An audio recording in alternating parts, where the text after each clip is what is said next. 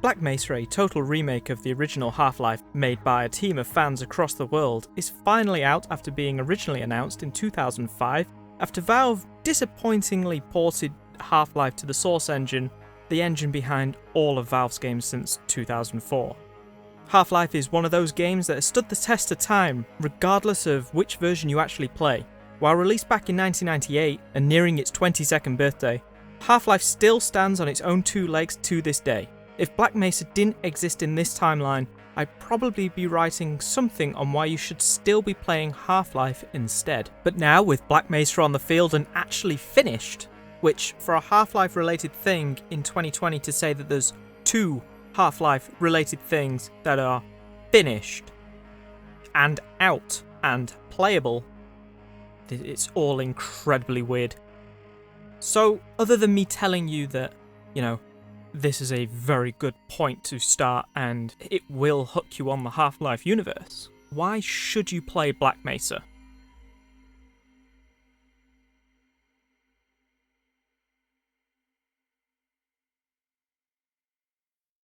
Well, first, it's actually really, really good, even though it's made just by fans. Like, you owe it to yourself, if you enjoy first-person shooter games, to just experience Half-Life with this fresh coat of paint. Sure, there's some tweaks and changes to the structure of the game, but all the big beats are hit, and the major gripes are gone. Rat. No toilet paper. Oh, thank heavens. I'm in dire need of some toilet paper. The team at Crowbar Collective completely redid the last few chapters on Zen, the alien homeworld, which were renowned for being kinda shit.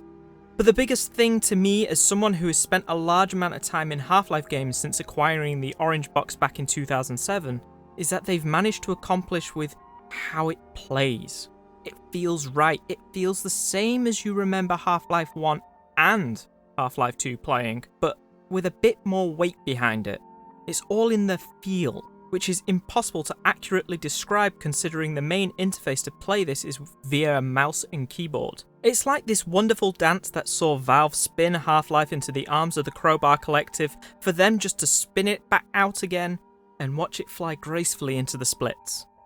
The setup from Valve, the execution by the Crowbar Collective, this fantastic end result. Okay, let's slow down a little bit. What is Black Mesa other than being a remake of an old game? You play as Gordon Freeman, a crowbar-swinging scientist with a penchant for fucking things up. An experiment goes wrong, opens a rift between worlds, and aliens invade, turning all your colleagues into zombies and catching the attention of the army, who has been enlisted to sort it out.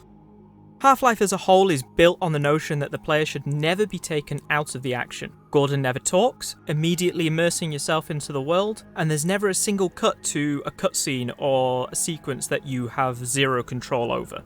It's this element of constantly doing things that really keeps you on your toes as you traipse about the science complex. As while combat sequences are laid thick and fast, you're not going to be able to catch your breath as they introduce a giant monster, or soldiers that take you by surprise.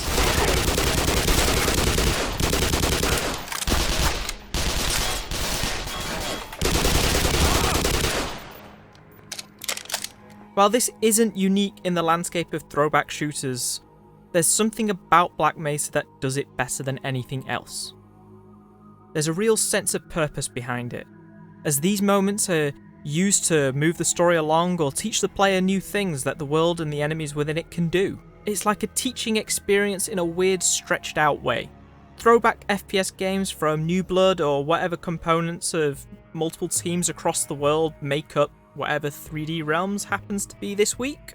These games are about driving home the nostalgia of old, where you never stop because that means the game has stopped or you're dead. Black Mesa harks back to what made Half-Life great in its throwbackness, in that it never cuts the player out because that'd be detrimental to giving the player some new experiences. But I think through all the fun that getting back into that brand of Half-Life action is completely overshadowed by how fucking great Black Mesa is to just explore. And even now in 2020, and a familiar but bigger, more realistic look to it, sweeping those hallways and seeing how bad things actually get as the more you move into the complex, and the grey, hallowed offices of Black Mesa stained with blood.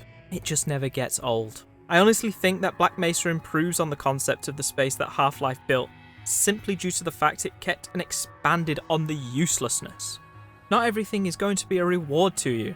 Some of it is literally just a conference room. This desk in an office complex usually taken by a security guard would have a solitary clip of ammo in it, instead of, the full chest of grenades and stuff. It's not until, the army invades and things start to get a bit more combat heavy because they carried it in.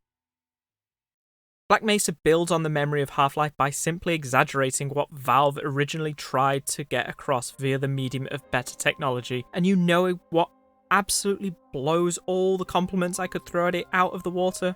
The fact that the fans did this, and the fact that the team is now getting paid for it via Steam for their hard work and dedication to the end result. I'm ecstatic about the game because it's not only one of the 2 new Half-Life games in 2020, but it's a testament to the fact that Half-Life is this one thing a bunch of nerds can gather around and still make something of.